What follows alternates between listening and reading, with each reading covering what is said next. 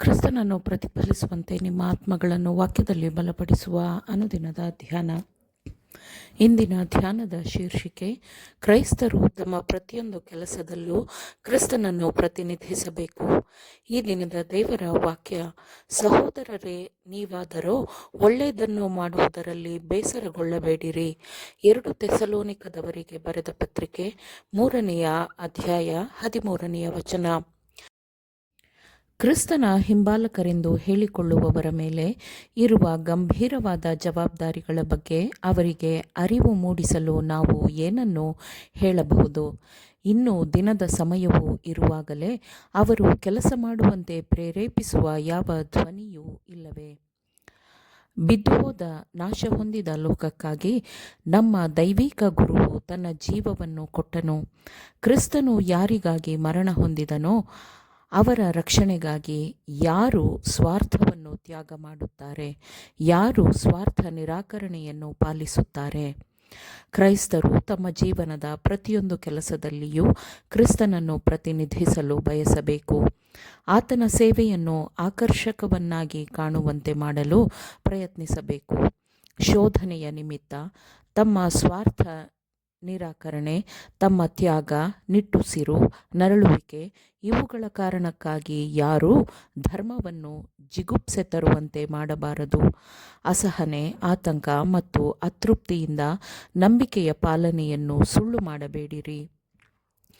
ದಯೆ, ಸೌಮ್ಯತೆ, ತಾಳ್ಮೆ, ಹರ್ಷಚಿತ್ತತೆ ಮತ್ತು ಪ್ರೀತಿ ಇವುಗಳಲ್ಲಿ ಪರಿಶುದ್ಧಾತ್ಮನ ಅನುಗ್ರಹಗಳು ಪ್ರಕಟವಾಗಲಿ.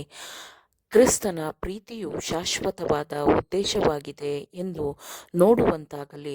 ಸನ್ನಿವೇಶಗಳಿಗೆ ತಕ್ಕಂತೆ ಉಡುಗೆಗಳನ್ನು ಬದಲಿಸುವಂತೆ ನಿಮ್ಮ ಧರ್ಮವು ಉಡುಗೆಯಲ್ಲ. ಅದು ಶಾಂತವಾಗಿರುವ, ದೃಢವಾಗಿರುವ, ಎಂದಿಗೂ ಬದಲಾಗದ ತತ್ವವಾಗಿದೆ.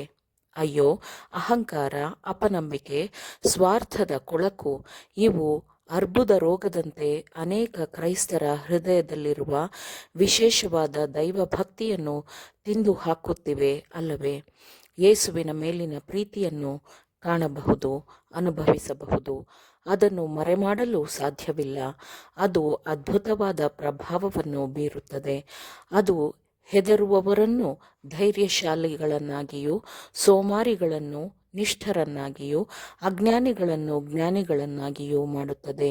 ಇದು ತೊದಲುವ ನಾಲಿಗೆಯನ್ನು ವಾಗ್ಮಿಗಳನ್ನಾಗಿ ಮಾಡುತ್ತದೆ ಮತ್ತು ನಿಷ್ಕ್ರಿಯ ಬುದ್ಧಿಯನ್ನು ಹೊಸ ಜೀವನ ಮತ್ತು ಚೈತನ್ಯಕ್ಕೆ ಉತ್ತೇಜಿಸುತ್ತದೆ.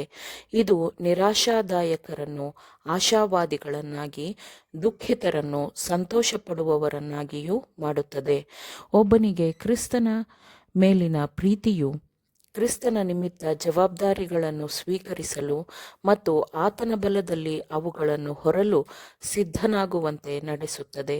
ಕ್ರಿಸ್ತನ ಮೇಲಿನ ಪ್ರೀತಿಯು ಕಷ್ಟ ಸಂಕಟದಲ್ಲಿ ನಿರಾಶೆಗೊಳ್ಳುವುದಿಲ್ಲ ಅಥವಾ ನಿಂದೆಗಳು ಬರುತ್ತವೆಂದು ಕರ್ತವ್ಯದಿಂದ ದೂರ ಸರಿಯುವುದಿಲ್ಲ. ಕ್ರಿಸ್ತನಲ್ಲಿರುವ ಶಾಂತಿ ಸಮಾಧಾನವು ಭೂಮಿಯ ಎಲ್ಲ ಸಂಪತ್ತುಗಳಿಗಿಂತ ಹೆಚ್ಚು ಮೌಲ್ಯಯುತವಾಗಿದೆ.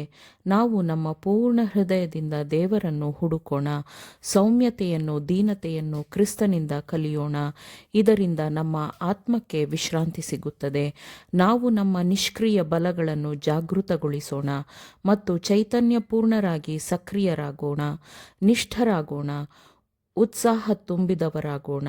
ಒಬ್ಬ ಕ್ರೈಸ್ತನಾದವನ ಮಾದರಿ ನಡವಳಿಕೆ, ಮಾತುಗಳು ಇವೆಲ್ಲವೂ ಪಾಪಿಯ ಜೀವನದಲ್ಲಿ ಜೀವದ ಬುಗ್ಗೆಯ ಕಡೆಗೆ ಹೋಗುವ ಬಯಕೆಯನ್ನು ಜಾಗೃತಗೊಳಿಸುವಂತಿರಬೇಕು. ಹಾಗಾದರೆ ನಾವು ನಮ್ಮ ಹೃದಯಗಳನ್ನು ನೀತಿ ಸೂರ್ಯನ ಪ್ರಕಾಶಮಾನವಾದ ಕಿರಣಗಳಿಗೆ ತೆರೆಯೋಣ. ನಮ್ಮ ಗುರುವಿನ ಸೇವೆಯ ಕೆಲಸದಲ್ಲಿ ಹರ್ಷಚಿತ್ತದಿಂದ, ಸಂತೋಷದಿಂದ ಪಾಲುಗಾರರಾಗಿ ಕೆಲಸ ಮಾಡೋಣ.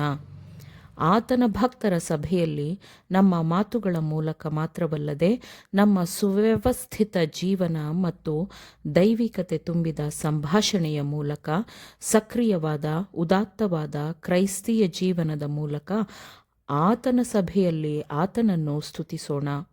ನಾವು ಒಳ್ಳೆಯದನ್ನು ಮಾಡುವಲ್ಲಿ ಆಯಾಸಗೊಳ್ಳದಿದ್ದರೆ ಕೊನೆಯಲ್ಲಿ ನಾವು ಜಯಗಳಿಸುತ್ತೇವೆ ಎಂಬುದನ್ನು ನೆನಪಿನಲ್ಲಿಟ್ಟುಕೊಂಡು ನಮಗಿರುವ ಆಹ್ವಾನವನ್ನು, ಆಯ್ಕೆಯನ್ನು ಖಚಿತಪಡಿಸಿಕೊಳ್ಳಲು ಶ್ರದ್ಧೆಯಿಂದ ಪ್ರಯತ್ನಿಸೋಣ.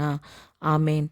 ದೇವರ ವಾಕ್ಯಗಳನ್ನು ಶ್ರದ್ಧೆಯಿಂದ ಆಲಿಸುವವರು ಮಾತ್ರವೇ ಆಗಿರದೆ ಪಾಲಿಸುವವರೂ ಆಗಬೇಕೆಂದು ನಿಮ್ಮನ್ನು ಉತ್ತೇಜಿಸುತ್ತೇನೆ.